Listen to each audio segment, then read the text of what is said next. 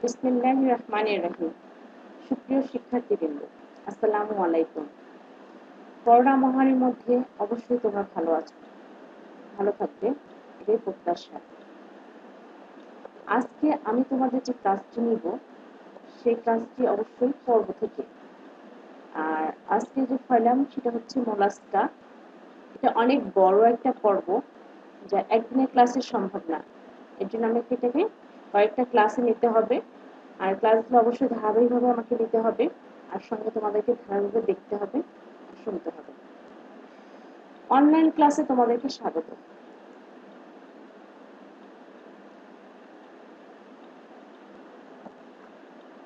আমি আমার পরিচয় জানাচ্ছি এখন তোমাদেরকে।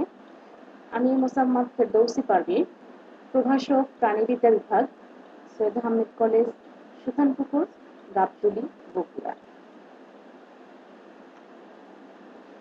আজকে যে বিষয়টা আমি তোমাদের ক্লাস নেব, অর্থাৎ টুডে টপিক ইজ মোলাস্কা। এখানে কিছু ছবি আছে, দেখো। ছবিগুলোতে তোমরা বুঝতে পারবে মোলাস্কা আসলে কি, কেমন দেখতে পর্বের প্রাণীগুলা। শামুক, ঝিনুক, দেখো অনেক কিছু আছে। এখান থেকে আমরা দেখে নিলাম যে মোলাস্কাটা আসলে কি, কেমন হতে পারে। এখন আসা যাক কনসেপ্ট অফ মোলাস্কা। মোলাস্কার সময় কি হতে পারে, কি জানতে পারে। মোলাস্কা পর্বের নামকরণ কি? নামকরণ করা হচ্ছেন অ্যারিস্টটল। মোলাস্কা একটি ল্যাটিন শব্দ। মোলাস্কাস মোলাকাস অর্থ সফট বা নরম শব্দ। মোলাস্কা প্রাণীরাজ্যের দ্বিতীয় বৃহত্তম পর্বের নাম। মোলাস্কার অপর নাম হচ্ছে কম্পোজ। পেঁচানো বা ট্র আকৃতির পৌষ্টিক নালী।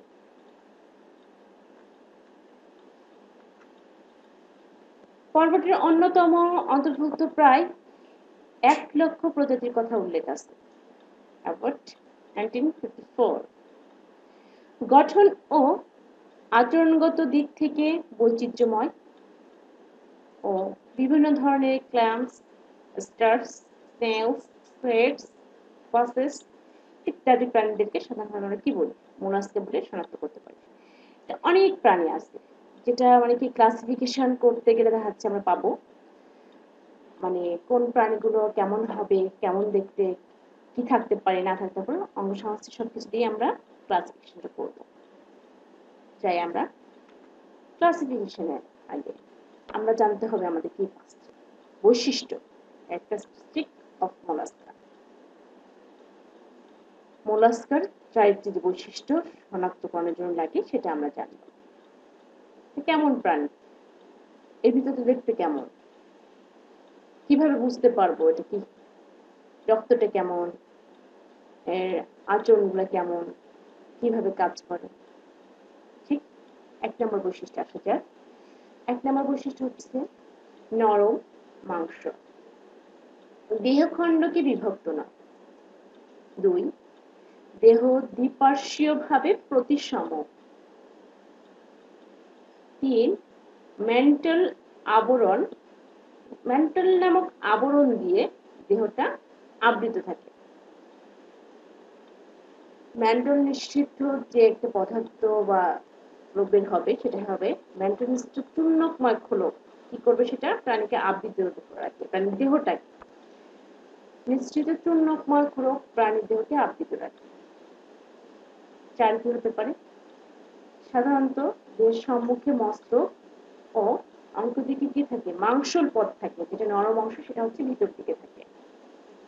5, রক্ত, রক্তে হিমোগ্লোবিনের পরিবর্তে এদেরতে হিমোসায়ানিন নামক, যেটা আমরা বলি হিমোগ্লোবিন লাল নীল এরকম না, হিমোসায়ানিন থাকে।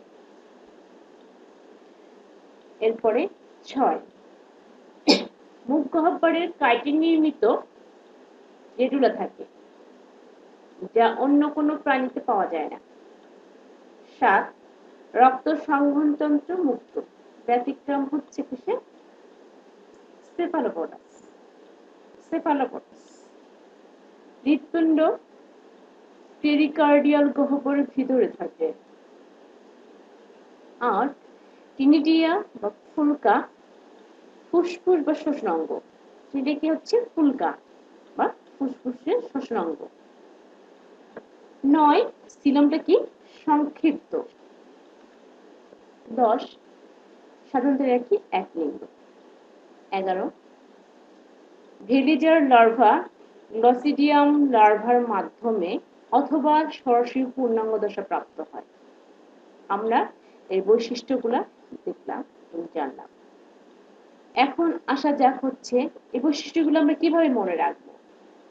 তাই আমি তোমাদের সুবিধার্থে এবং সহজে মনে রাখার জন্য আমি দুইটা কৌশল অবলম্বন করেছি।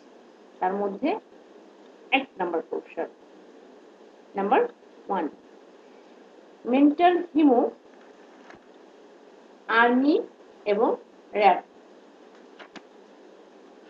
কি হচ্ছে মেন্টাল হিমো, আর্মি এবং র্যাব। এখানে আমি মেন্টাল দিয়ে মেন্টালকে বুঝিয়েছি। মেন্টালটা কি? মেন্টাল হচ্ছে দেহের সেই অংশ যা পৃষ্ঠের দেহের হজমাঙ্গ, প্রজননাঙ্গ বা গতিবিধি অঙ্গগুলিকে আবৃত করে রাখে। মানে এক ধরনের একটা চাদর বলা চলে, শক্ত যেটা। আর এই মেন্টালের এপিডার্মিস হতে নিঃসৃত হয় ক্যালসিয়াম কার্বনেট ও কনসিউলিন নামক রাসায়নিক পদার্থ।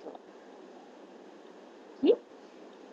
কার্বনেট, ক্যালসিয়াম কার্বনেট ও কনসিউলিন নামক রাসায়নিক পদার্থ। 2 হিমোসিল। হিমোসিল হচ্ছে হিমোদেবী হিমোসিলকে বুঝিয়েছি। হিমোসিল এক ধরনের গহ্বর যেটি একই ভ্রূণ হতে উৎপন্ন হয়, সেখান থেকে রক্ত সংবহন উৎপন্ন হয়। আর আর্মি, আর্মি দিয়ে হচ্ছে অ্যামিবোসাইট। আর্মিতে সবারই মনে থাকে মোটামুটি। আর্মি দিয়ে আমরা কি বুঝেছি? অ্যামিবোসাইট। অ্যামিবোসাইট এটা সাধারণত অ্যামিবার মতোই লাগে, বা তার মতো অ্যামিবার মতোই এরা চলাচল। অ্যামিবাতে আছে অ্যামিবোসাইট। দেখো মনে করো অ্যামিবোসাইট অতটা পরিচিত। র্যাব দিয়ে র্যাডিউলা, এটা হচ্ছে মোলাস্কার দাঁতকে আমরা সাধারণত বুঝে থাকি। ফ্রুট কাটার মতো এক ধরনের দাঁত। এটাতে আমাদের কিছু অংশ কভার হবে। দ্বিতীয়টা দিয়ে দেখো আরো সহজ হয়ে যাবে। মেন্টাল, এখানে আমি বুঝেছি মনোহর।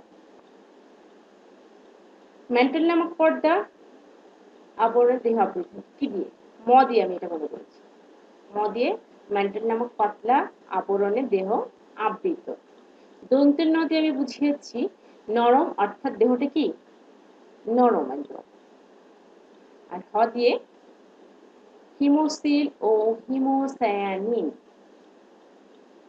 আর হচ্ছে লাস্টে থাকলো আমাদের র।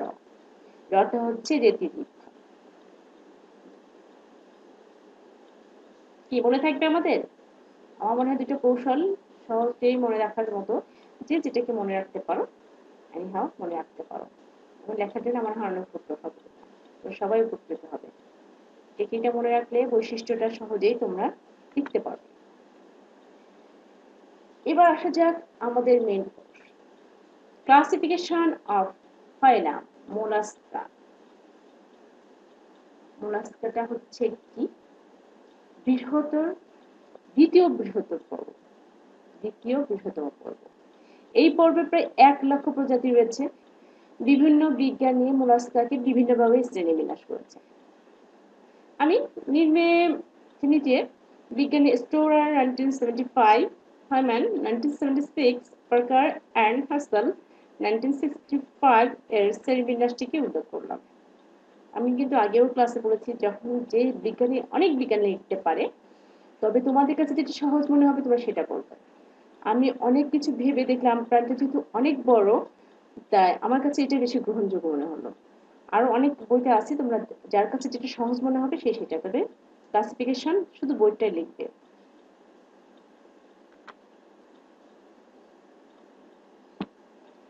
ফাইলাম মোলাস্কা। মোলাস্কার অধীনে কয়টি? 6টি ক্লাস রয়েছে। 6টা। কয়টি?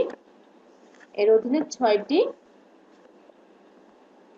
ক্লাস বা শ্রেণী রয়েছে। 1 মনোপ্লাকোফোরা, ক্লাস 1 মনোপ্লাকোফোরা। 2 অ্যাম্ফিনিউরা, অ্যাম্ফিনিউরা বানানগুলো অবশ্যই ভেঙে ভেঙে করলে ভালো হবে। 3 স্ক্যাফোপোডা, স্ক্যাফোপোডা। 4 গ্যাস্ট্রোপোডা। 5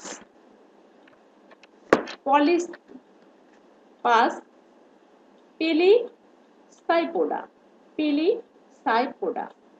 6 সেফালোপোডা। আমি আবার বলছি,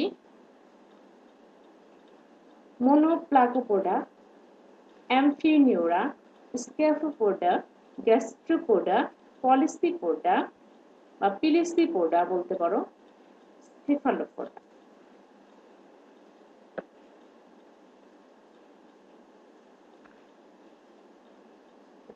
ক্লাস 1 অর্থাৎ শ্রেণী 1 মনোপ্লাকোফোরা। এটা আসলে গ্রিক শব্দ থেকে আসছে। গ্রিক শব্দ মোনাস এক যেটা, আর প্লেক্স অর্থ পাতা, আর ফেরিন অর্থ বহনকারী। আমরা মোটামুটি সবাই জানি এটা। এখন আসা যাক এর বৈশিষ্ট্যগুলো। 1 নম্বর বৈশিষ্ট্য, এদের দেহে একটি পাতের মতো ফলক থাকে। 2 দেহ দ্বিপার্শ্বীয়ভাবে প্রতিসম, দেহ দ্বিপার্শ্বীয়ভাবে প্রতিসম, ম্যান্টেল গম্বুজের মতো। আমরা যখন প্র্যাকটিক্যাল ক্লাস করব তখন এগুলো হাতে মানে তোমাদেরকে দেখানোর জন্য সুবিধা হবে, এবং তোমরা তখন বুঝতে পারবে হ্যাঁ বৈশিষ্ট্যগুলো কিভাবে লিখতে হবে, দেখেই বোঝা যায় অনেক কিছু, তখন তোমরা সহজে লিখতে পারবে। 3 6 জোড়া বৃক্ক, এদের মধ্যে 2টি জননালীর কাজ করে। 4 নম্বর হচ্ছে 5 জোড়া ফুলকা, কি হচ্ছে 5 জোড়া ফুলকা পেনিয়াল গহ্বরে অবস্থিত।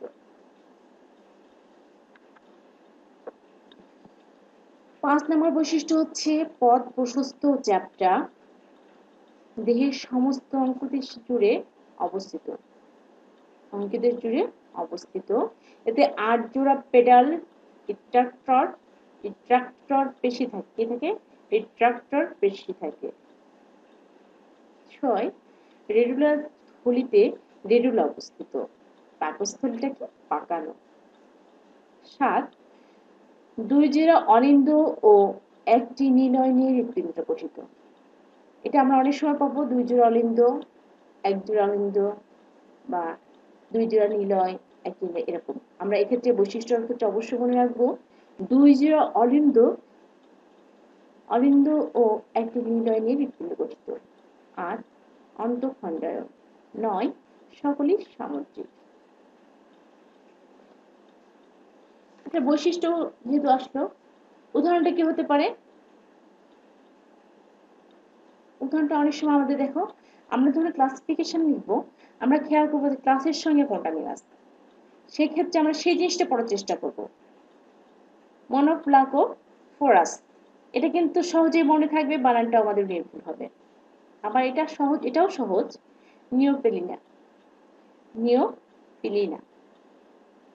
আমরা 2টা করে বলবো, একটা করে বৈশিষ্ট্য চাই না, সেক্ষেত্রে আমরা 2টা করে রাখবো, একটা মনে থাকতে পারে না থাকতে পারে, তখন আমরা 2টা যে কোনো একটা অ্যান্সার করতে পারবো।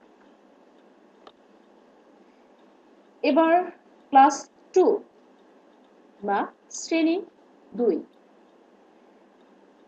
অ্যাম্ফিনিউরা, অ্যাম্ফিনিউরা, অ্যাম্ফিনিউরা এভাবে পড়বো আমরা, তাহলে আমাদের বানানটা সুবিধা হবে। এটাও গ্রিক শব্দ, অ্যাম্ফি অর্থ হচ্ছে উভয়, নিউরন অর্থ হচ্ছে স্নায়ু, এটা আমরা সবাই জানি। বৈশিষ্ট্য আসা যাক, এদের দেহ লম্বাটে ও মস্তক সংক্ষিপ্ত।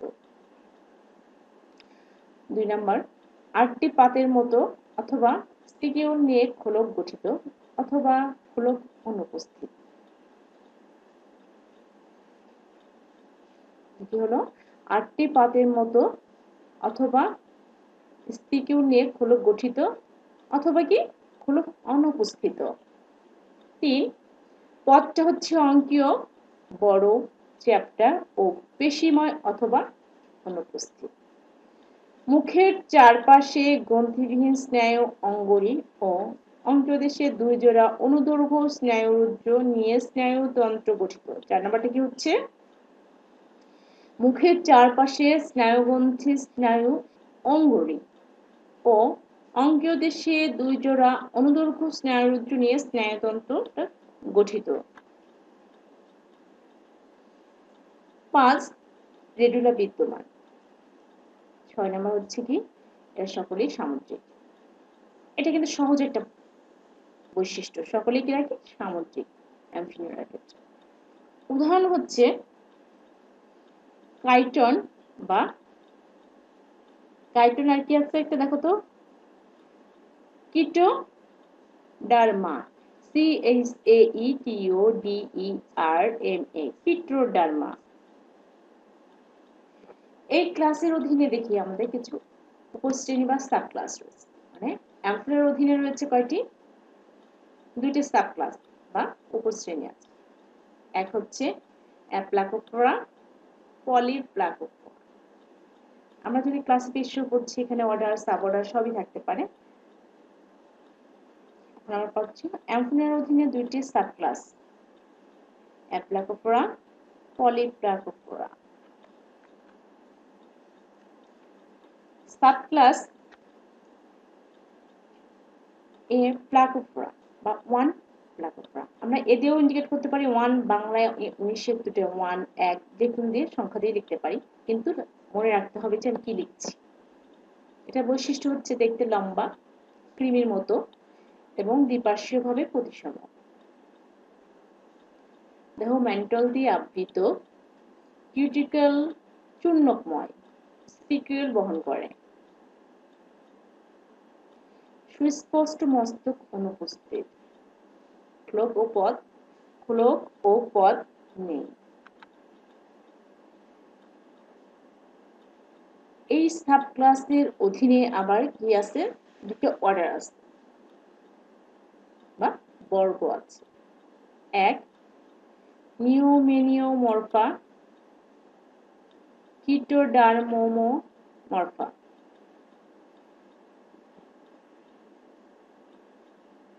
আমরা অবশ্যই এটা কি করব? ভেঙে নিয়ে বানান করব, তাহলে আমাদের কি হবে? আমরা সুন্দর করে মানেটা মনে রাখতে পারবো। আবার বলি, নিও মেনি ও মরফা, NEO MENIO MOR মর PHA মরফা। আরেকটা হচ্ছে কিটোডার্মোমরফা, কিটোডার্মোমরফা। ঠিক আছে? অনেক বড় বড় বানান, সহজ কিন্তু পড়লেই বুঝতে পারবে। অর্ডার 1 নিওমেনিওমরফা। বৈশিষ্ট্য, দেহের মধ্য অঙ্কের লম্বা খাস পদের কাজ করে। মধ্যাঙ্কের মানে মধ্যে।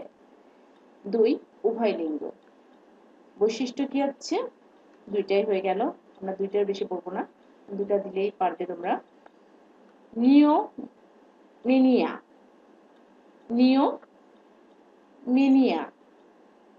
উদাহরণটা হলো, অর্ডার 2 আসলো কিটোডার্মোমরফা।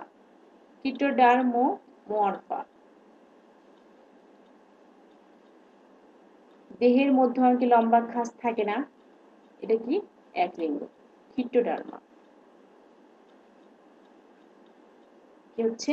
কিটোডার্মা। এটা কিন্তু বৈশিষ্ট্যের সঙ্গে অর্ডারের সঙ্গে উদাহরণটা মিল আছে, একটু খেয়াল করে পড়বে, দেখবে অনেক কিছুই সহজ হয়ে যাবে। এবার আসি সাব ক্লাস 2, পলিপ্লাকোফোরা। বৈশিষ্ট্য 1 দেহ পৃষ্ঠ অঙ্কের দিকে চ্যাপ্টা। 2 মস্তক ক্ষুদ্র, চক্ষু ও কোষিকা নাই। রেডুলা, মেন্টল, পদ ও বহিঃফুলকা বিদ্যমান।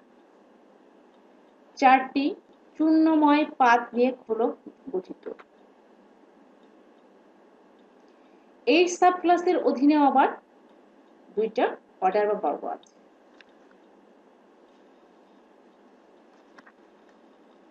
এক,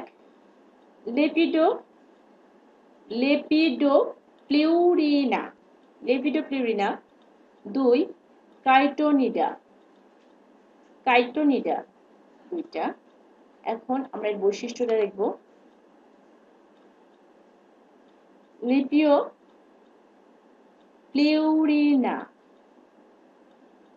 বৈশিষ্ট্য, ক্লোক কপার্টিকায় ইনজারশন পাথ থাকে না।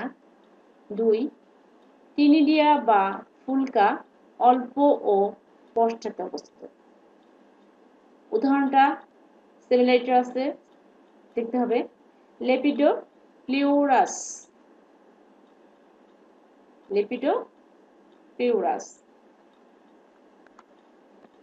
অর্ডার টু কি যেন বললাম, দেখো এটার সঙ্গে উদাহরণ অবশ্যই মিল আছে। কাইটোনিডা বৈশিষ্ট্য খেয়াল করো, ক্লোক কপার্টিকাতে দাঁতযুক্ত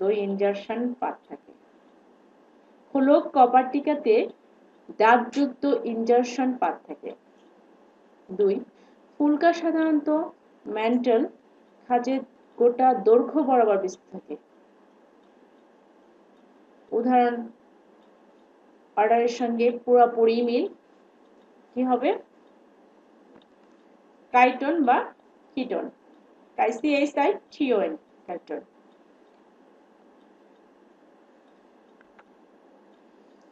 ধন্যবাদ সকলকে সঙ্গে থাকার জন্য।